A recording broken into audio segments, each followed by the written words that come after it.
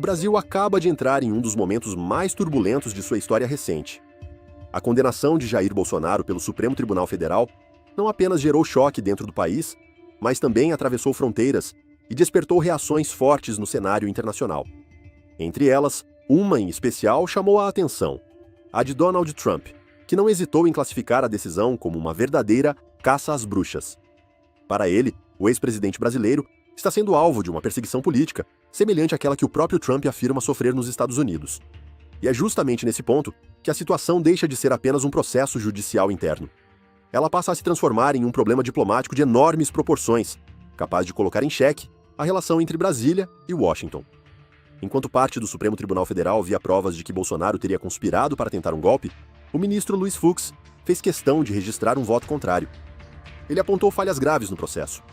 Segundo o ministro, não existem evidências concretas de que Bolsonaro tenha articulado pessoalmente uma tentativa real de derrubar a democracia brasileira. Essa divergência dentro da própria Corte Suprema abre espaço para questionamentos, debates e desconfianças. Se nem todos os ministros chegaram à mesma conclusão, até que ponto essa condenação representa justiça? Ou será apenas um movimento? É exatamente nessa brecha que Donald Trump encontrou espaço para agir. Ele já deixou claro que não pretende ficar calado.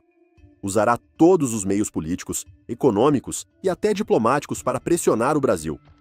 Tarifas comerciais, sanções contra autoridades e discursos inflamados já começaram a moldar esse embate que promete se intensificar. Mas a pergunta que fica é inevitável. Se Trump já mostrou os dentes, o que ele realmente pretende fazer com o Brasil agora? Para te responder isso, primeiro precisamos entender como foi o julgamento de Bolsonaro e por que ele se transformou no estopim de uma crise que ultrapassou as fronteiras do país. O julgamento de Jair Bolsonaro no Supremo Tribunal Federal não foi apenas mais um episódio da rotina política brasileira. Ele se transformou em um espetáculo que dividiu opiniões, polarizou a sociedade e trouxe à tona uma série de dúvidas sobre o funcionamento da própria justiça. Ao final, a pena imposta foi dura: 27 anos e 3 meses de prisão em regime fechado. Além disso, uma multa milionária calculada em 124 dias multa, cada um no valor de 2 salários mínimos. Para muitos, a decisão foi um marco histórico. A primeira vez em que um ex-presidente brasileiro é condenado por crimes relacionados à tentativa de golpe de Estado.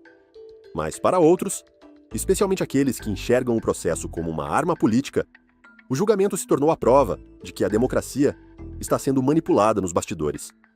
E é justamente essa ambiguidade que a reação de Donald Trump à condenação de Jair Bolsonaro não se limitou a declarações inflamadas ou publicações em redes sociais. Ele partiu para a prática, utilizando um arsenal que domina como poucos: a pressão econômica. O primeiro golpe foi certeiro. De forma repentina, o governo americano anunciou tarifas de até 50% sobre diversos produtos brasileiros.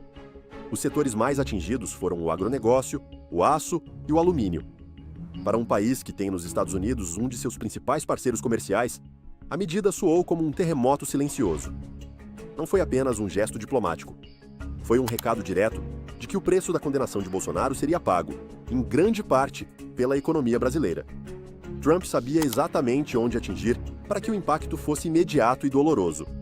Mas não parou por aí. A ofensiva incluiu sanções pessoais contra autoridades brasileiras. O ministro Alexandre de Moraes, principal figura à frente das investigações e julgamentos, entrou na lista de restrições. Isso significa, na prática, bloqueio de bens em solo americano, proibição de entrada nos Estados Unidos e monitoramento de transações financeiras. Outros ministros do Supremo Tribunal Federal e familiares próximos também foram afetados por medidas semelhantes, que vão desde a revogação de vistos até a inclusão em listas internacionais de observação. O recado é claro: quem, na visão de Trump, persegue Bolsonaro, será isolado e tratado como inimigo direto. As consequências já começaram a aparecer. Exportadores brasileiros relatam dificuldades em fechar contratos. Investidores estrangeiros se mostram cautelosos. A imagem internacional do Brasil, já desgastada por crises internas, passa a ser associada a um país sob pressão e em rota de colisão com a maior potência econômica do mundo. Em seus discursos, Trump tem reforçado a ideia de que o Brasil se tornou um exemplo do que ele chama de tirania judicial. Ele coloca Bolsonaro como vítima e símbolo global da luta. Se as sanções e tarifas já representam um duro golpe contra o Brasil, o que vem pela frente pode ser ainda mais grave. Donald Trump deixou claro que enxerga a condenação de Jair Bolsonaro como uma oportunidade dupla: reforçar sua narrativa de vítima política nos Estados Unidos e, ao mesmo tempo, pressionar o Brasil a recuar em decisões que ele considera inaceitáveis. A grande pergunta é: quais serão os próximos passos? E a resposta pode colocar o Brasil em um dos cenários mais tensos de sua história diplomática. Um dos caminhos mais prováveis é o aprofundamento das sanções econômicas. Até agora, elas se concentraram em produtos estratégicos e em punições direcionadas a ministros do Supremo Tribunal Federal.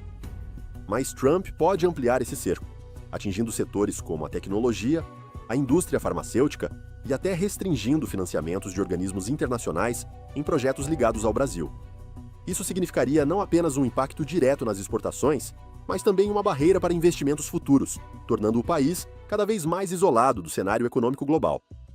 Outro movimento que não pode ser descartado é a internacionalização do caso Bolsonaro. Trump já insinuou que poderá levar a discussão para organismos de direitos humanos, denunciando o que ele chama de abuso judicial. Com isso, busca transformar Bolsonaro em símbolo mundial de resistência contra o chamado lawfare, termo usado para descrever o uso da justiça como arma política. Essa narrativa pode ganhar força em países que também enfrentam tensões institucionais, criando um bloco informal de apoio que pressiona o Brasil não apenas a partir dos Estados Unidos, mas de várias frentes internacionais. Além disso, Trump pode recorrer ao isolamento diplomático. A relação entre os dois países sempre foi marcada por altos e baixos, mas nunca esteve tão próxima de uma ruptura. Ao restringir cooperação em segurança, inteligência e comércio, Trump pode empurrar o Brasil para um cenário de vulnerabilidade. Isso teria efeito imediato: menos acesso à tecnologia militar, menos acordos estratégicos e, principalmente, menos influência em fóruns internacionais. Mas talvez o fator mais perigoso seja o uso político interno. Trump é especialista em transformar crises internacionais em combustível eleitoral. Ele pode usar o caso brasileiro como exemplo de que governos conservadores são perseguidos por elites judiciais e midiáticas. Essa retórica, além de fortalecer sua base nos Estados Unidos, serve para justificar cada passo da escalada contra o Brasil. Para ele, não se trata apenas de defender Bolsonaro, mas de defender um projeto global que une líderes que